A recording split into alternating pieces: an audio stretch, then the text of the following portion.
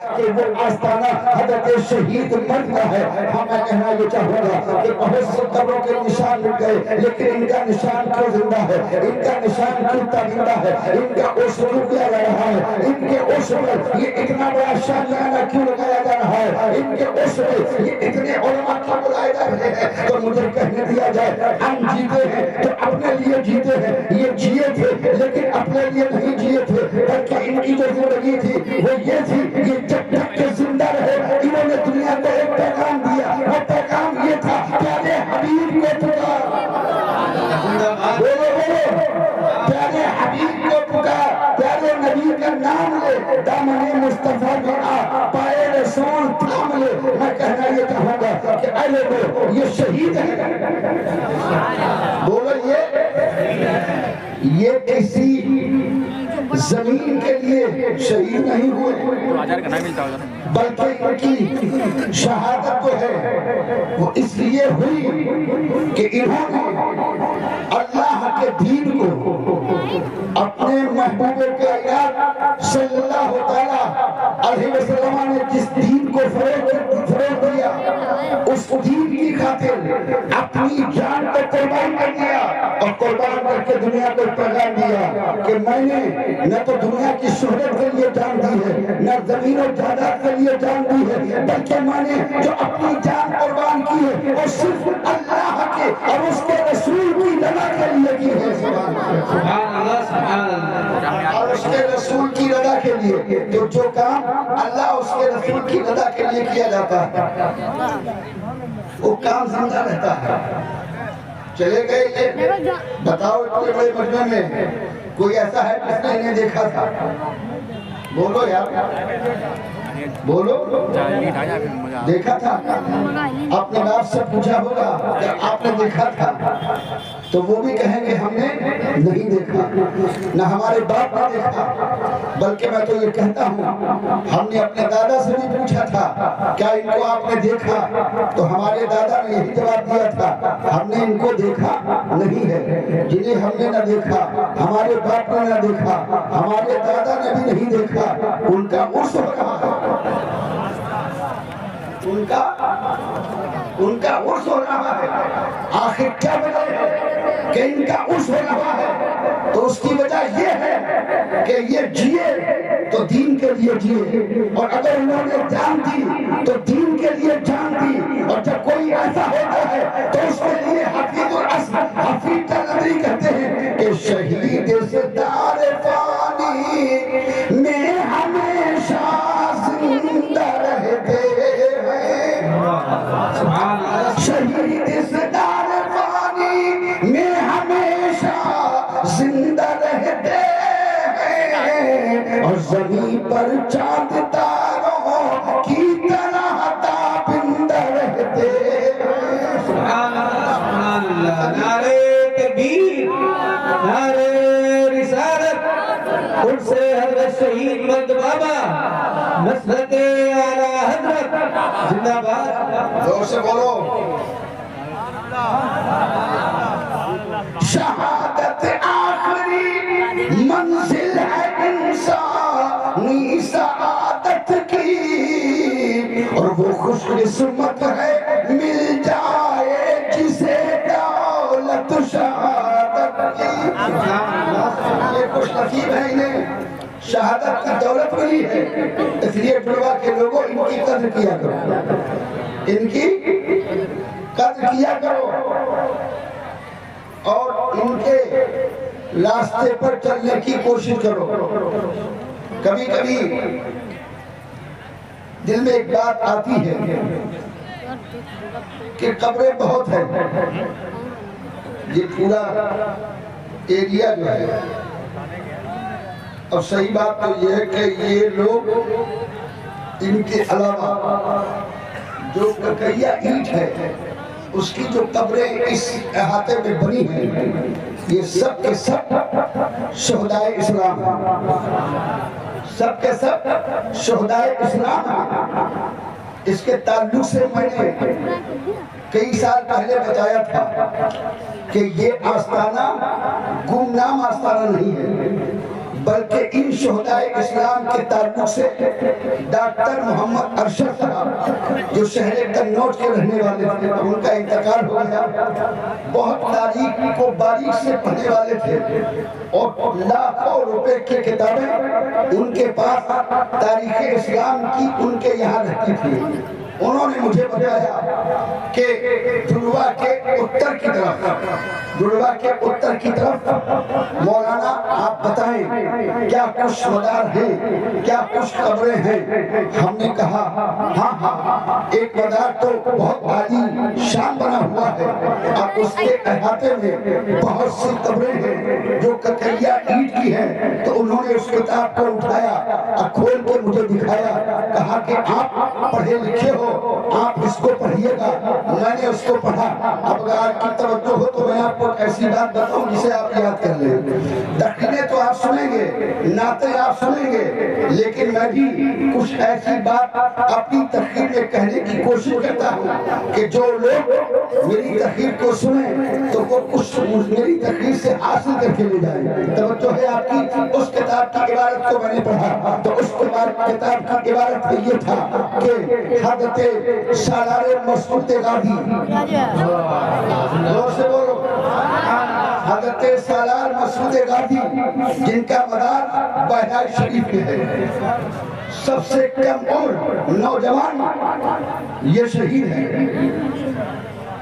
یہ جس قافلے میں شامل تھے اسی قافلے میں حضرت شہید مرد بھی شامل تھے، اسی قافلے میں، زور سے بولو، اس سے شہید مرد کرنے والے کمیٹی کے بچوں، تم نے اچھا کام کیا۔ مجھے معلوم ہو رہا تھا کہ اس سال شاید کہ یہ پوسٹ نہ ہو سکے گا، لیکن اللہ تبارک و تعالیٰ نے یہ کام بچوں سے لے لیا، اور یہ تم نے کام کیا نہیں ہے، یہ کام تم سے شہید مرد نے لیا ہے، یہ کام تم سے شہید مرد نے لیا ہے کہ اپنا عرس تم سے کروایا ہے۔ تم کو کوئی حیثیت نہیں، تمہاری کوئی حیثیت نہیں ہے کہ تم اس عرس کو کر سکتے جب تک کہ ان کا اشارہ نہ ہوتا، جب تک کہ ان کا اشارہ نہیں ہوگا۔ کسی بھی ولی کا عرس جب تک کوئی کر نہیں سکتا جب تک کہ صاحب مدار اپنا عرس کروانا نہ چاہے۔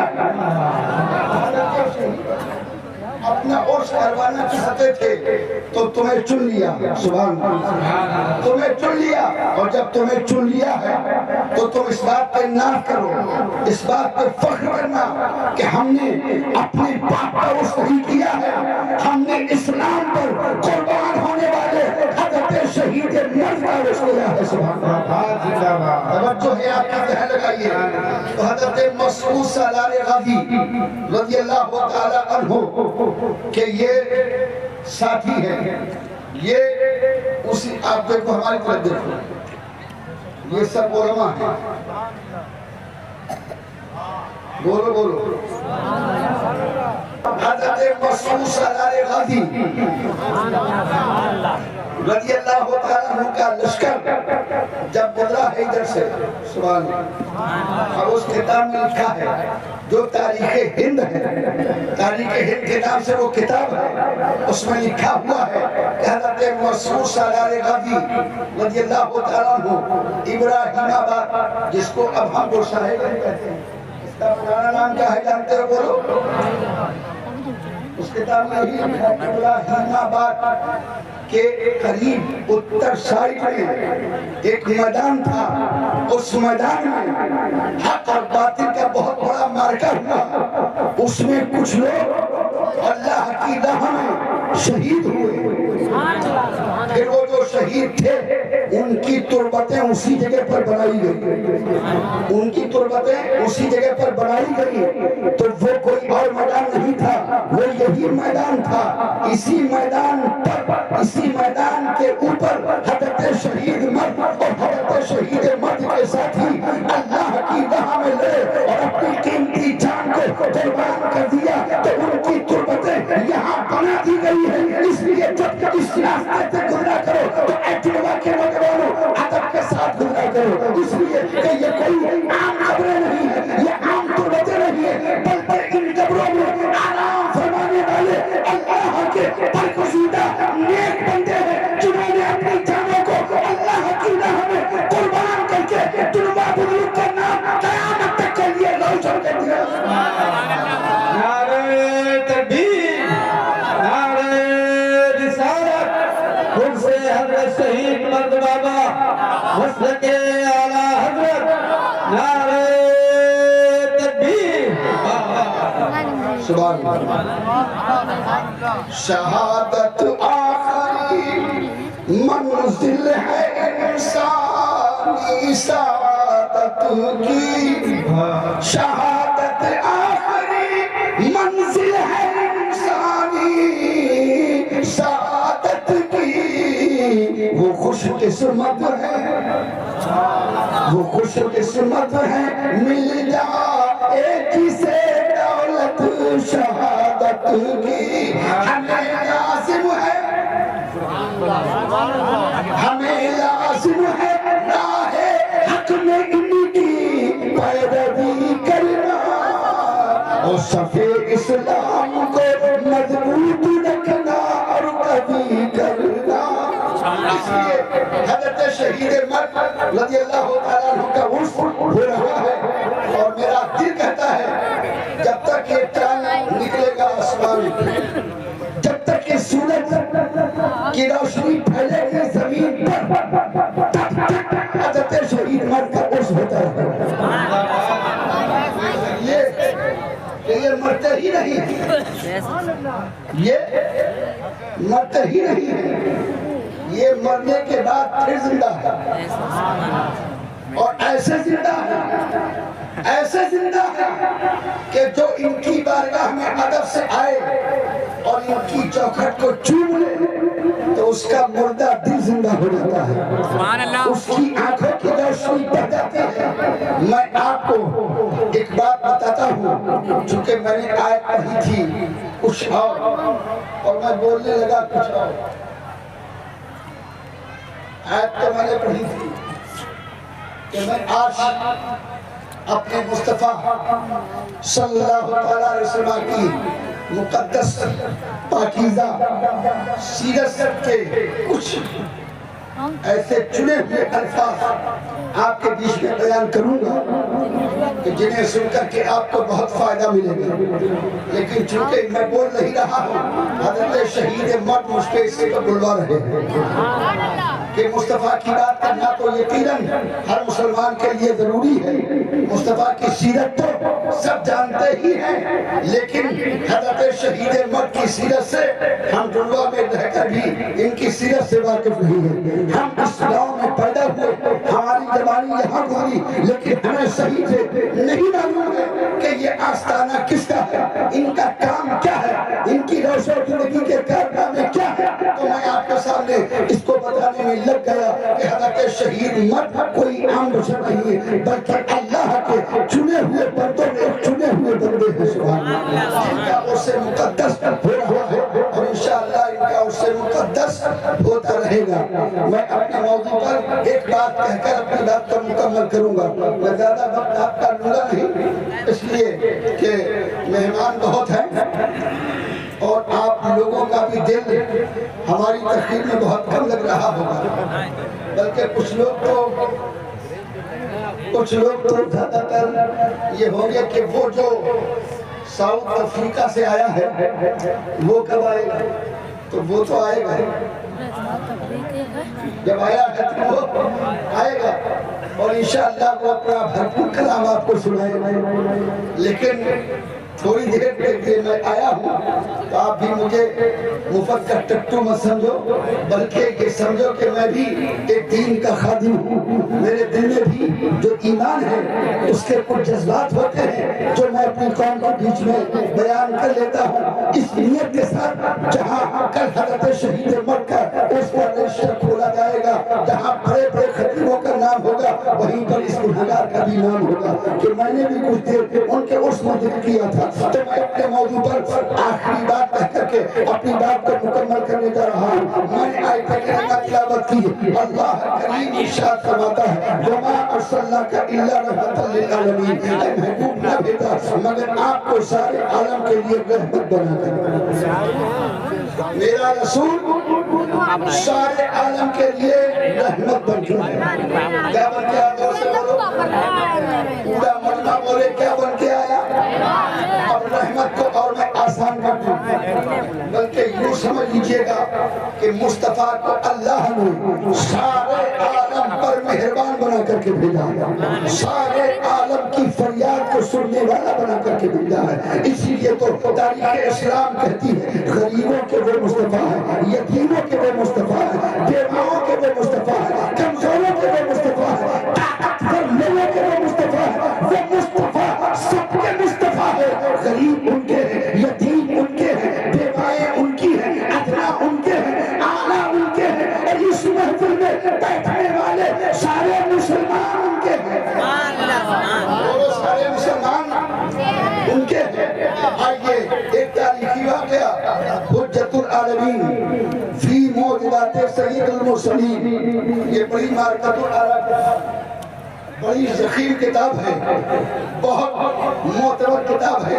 اس کتاب کے اندر ایک واقعہ میں نے پڑھا. میرے مصطفیٰ ہے، شہر مکہ ہے، اللہ کا حرم ہے، خانہ خدا، اور خانہ خدا میں بیٹھے ہیں سرداران مکہ. ابو جہل بیٹھا ہے، عتبہ بیٹھا ہے، شیبہ بیٹھا ہے، بڑے بڑے بیٹھے ہیں. ان کی دریا بچھی ہوئی ہے، جو جس کے پاس بیٹھنا چاہتا ہے وہ اس کی پاس بیٹھ جاتا ہے. عالمی مکہ شریف میں نے سن 2011 میں دیکھا کہ وہاں کے لوگ باہر نکل کے بیٹھتے ہیں، جو جگہ ہوتی ہے اس پہ چادر بچھاتے ہیں، قالین بچھاتے ہیں، اور اسی پر زمین پر بیٹھتے ہیں. تو زمین پر بیٹھنے کا رواج آج سے نہیں، میرے مصطفیٰ کے دور سے چلا رہا ہے. سب بیٹھے ہوئے ہیں، اور جب بیٹھے ہوتے تھے تو کوئی اگر ان سے کچھ کہنا چاہتا تھا تو اس کے سردار کے پاس آنا پڑتا تھا. اگر کوئی غریب آتا تھا تو اس قوم کے سردار سے کہتا تھا کہ ہماری فریاد یہ ہے، ہماری مشکل یہ ہے. اب وہ سنتا، اور سننے کے بعد کہتا ہاں تمہارا کام ہو جائے گا، تمہارا کام میں کر دوں گا. اور اگر وہ کہتا نہیں کروں گا تو پھر وہ دوسرے کے پاس جاتا، پھر تیسرے کے پاس جاتا. یوں ہی مکہ شریف ہے، حرم شریف ہے، ایک یتیم بچہ ہے جس کی ماں کا انتقال ہو چکا ہے، جس کے باپ کا انتقال ہو چکا ہے. بچہ بڑی مشکل کی زندگی گزار رہا تھا. اس کے باپ نے بہت سا مال چھوڑا تھا، مگر وہ جب مال کو دیکھتا تھا تو وہ سوچتا تھا کہ میں بہت چھوٹا سا ہوں، میں بہت کمزور ہوں. کوئی ملک کے طاقتور اگر میرے مال کو مجھ سے چھیننا چاہے گا تو آگے باہی کو چھین لے گا، میں پھر بہت غریب ہو جاؤں گا. اب وہ سوچتا ہے میں کروں تو کیا کروں، میں کہوں جاؤں تو کہاں جاؤں. اتنے میں لوگوں نے بتایا کہ تو کسی کے اور کے پاس نہ جا. مکے کا سب سے بڑا اس وقت جو داعی ہے دنیا جس کو ابو جہل کہتی ہے، تو اس کے پاس چلا جا اور اپنا مال اس کے حوالے کر دے اور تو خود اس کے حوالے ہو جا. یہ بچہ چلا، اور چلنے کے بعد ابو جہل کے پاس پہنچا. اور جب بچہ ابو جہل کے پاس پہنچا تو ابو جہل بولا کتنا مال ہے؟ بچے نے کہا اتنا مال ہے. ابو جہل بولا لاؤ مال کو لے آؤ. بچہ جب مال کو لے کے گیا، ابو جہل بولا کہ مال رکھو اور تم بھی گھر پہ رہو، نہ کوئی مال لے جا سکے گا، نہ کوئی تم کو میرے گھر سے لے جا سکے گا. میں اس شہر کا سب سے بڑا سردار ہوں، میرے بازوؤں میں طاقت ہے، کوئی مجھ سے مقابلہ کرنے والا نہیں ہے. بچہ سمجھ گیا کہ میں ٹھیک جگہ پر آ گیا، بس میری 5 منٹ کی گفتگو ہے، اگر اجازت ہو تو پوری کروں ورنہ میں ختم کروں. دونوں ہاتھ اٹھائیے، بولیے یا رسول اللہ. یا رسول اللہ، فیضان شہید مرد بابا زندہ باد، علماء اہل سنت زندہ باد، مسلک اعلیٰ حضرت زندہ باد. نقیب اہل سنت حافظ قاری محمد شاہد کو مجھ پہ ترس آ گیا کہ یہ جان دے رہا ہے اور ڈلوا والے جو ہیں وہ نشانہ کہیں اور لگا رہے ہیں. تو تم ایک نعرہ لگا کے اسے زندہ کیا جائے، مگر انہوں نے جس جذبے سے نعرہ لگایا تم نے اس جذبے سے جواب نہیں دیا. میں ایک نعرہ لگاتا ہوں اور جواب دیجیے گا، میں بات کو پھر آگے بڑھاؤں. نعرہ تکبیر، نعرہ تکبیر، نعرہ رسالت، مسلک اعلیٰ حضرت، مسلک اعلیٰ حضرت. یہ نعرہ جہاں موقع لگے لگا دینا، جہاں موقع ملے. اور ٹوڈا کے لوگوں کوئی تمہیں کیا ہی کہتا ہے تو اس کے منہ میں تھوک دینا، اور ہمیں مسلک اعلیٰ حضرت کا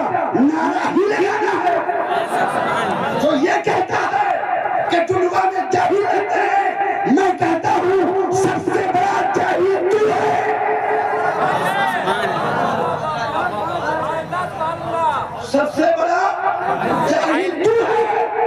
مصطفیٰ کا عاشق جاہل نہیں ہوتا ہے، جو مصطفیٰ کا عاشق ہوتا ہے وہی سب سے کامیاب ہوتا ہے. سبحان اللہ زور سے بولو. سبحان اللہ. جواب تو دیا ہی دے. جواب تو یہ مت سمجھ لو کہ دنوا کے مولوی مر گئے. الحمدللہ دنوا کے مولوی کل بھی زندہ تھے. دنوا کے مولوی آج بھی زندہ ہے. ہماری باپ کی توہین کرو گے ہم نہیں بولیں گے، لیکن اگر یہ کہو گے سنی کا نام لے کے حملہ کرو گے تو چھوڑیں گے نہیں. بے شک. تو چھوڑیں گے نہیں جب تک کہ اس کا جواب نہیں دیں گے. چھوڑا وہ توڑنے والے ہم لوگ نہیں ہیں. ہم تو اعلیٰ حضرت کے مسلک کے ماننے والے ہیں. ہم سنیوں کو جوڑنے والے ہیں. ہم سنیوں کو جوڑنے والے ہیں. ابو جہل سمجھا کام ہو گیا، میں اچھی جگہ پر آ گیا، ٹھیک جگہ پر آ گیا. رہنے لگا بچہ، مگر تھوڑے دن ہوئے ابو جہل مال پہ قبضہ کیا، بچے کے لات مار دی. بچہ گھر سے نکال دیا گیا. جب بچہ گھر سے نکالا گیا، مال جس کا چلا گیا اس بچے کو غم ہوا. مجھے دھوکہ دیا. مجھ سے کہا تھا مکے کے لوگوں نے کہ تو حفاظت میں رہے گا، تیرا مال حفاظت میں رہے گا، مگر یہ تو بڑا ظالم نکلا، میرے مال کو چھین لیا ہے، مجھے دھکا مار کے گھر سے نکال دیا ہے. اب بچہ یتیم تھا. منہ کھولو. بچہ بے سہارا، کوئی سہارا نہیں تھا. بچہ سسکتا رہا، بلکتا رہا، کہاں جائے، کس کے پاس جائے. پھر پلٹا، حرم شریف میں آیا. مکے کے سرداران بیٹھے ہیں. بچہ گیا، ایک سردار سے بولا میرے ساتھ ظلم ہوا ہے. کہا کیا ظلم ہوا ہے؟ کہا مجھے گھر پہ رکھا، پھر میرے مال کو چھین لیا، مجھے دھکا دے کر نکال دیا. تو بچے سے پوچھا یہ بتا کہ مال چھیننے والا کون ہے، دھکا دے کے نکالنے والا کون ہے؟ تو یتیم کہتا ہے ابو جہل ہے. ابو جہل ہے. تب جس نے ابو جہل کا نام سنا بولا وہ تو بہت بڑا سردار ہے، ہم اس سے لڑ نہیں سکتے، ہم اس کے پاس جا نہیں سکتے. بچے تو آگے بڑھا. بچہ آگے بڑھا، پھر دیکھا کہ ایک سردار بیٹھا ہے، اس کے پاس 20 لوگ بیٹھے ہیں. بچے نے اس سردار سے کہا میرے ساتھ ظلم ہوا ہے، میرے ساتھ مال تھا، میرا مال چھینا گیا، دھکا دے کے مجھ کو گھر سے نکالا گیا.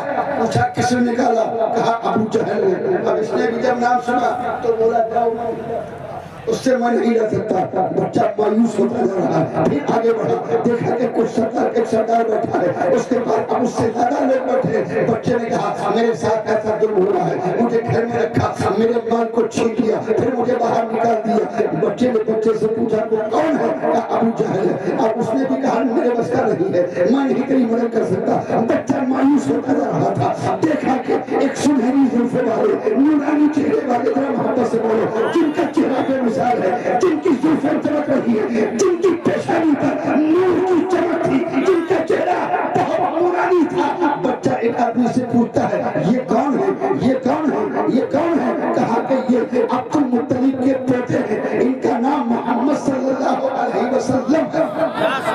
کون سے بولو؟ ایک آدمی آگے بڑھا، اب بڑھ کے بولا کہ جا کر کے ان سے بولو یہ کون آدمی تھا. اس کو سارے سرداروں نے اس کو ڈیوٹی لگائی کہ تم کسی طریقے سے اس بچے کو محمد کے پاس بھیج دو. اور جب وہ جائیں گے تو ابو جہل تو بڑا کمینہ ہے، ابو جہل تو بہت بڑا شہر کا گنڈا ہے، یہ محمد رسول اللہ کی توہین کرے گا، ہم لوگ خوب مرا اڑائیں گے. اس کو سیٹ کر کے بھیجا.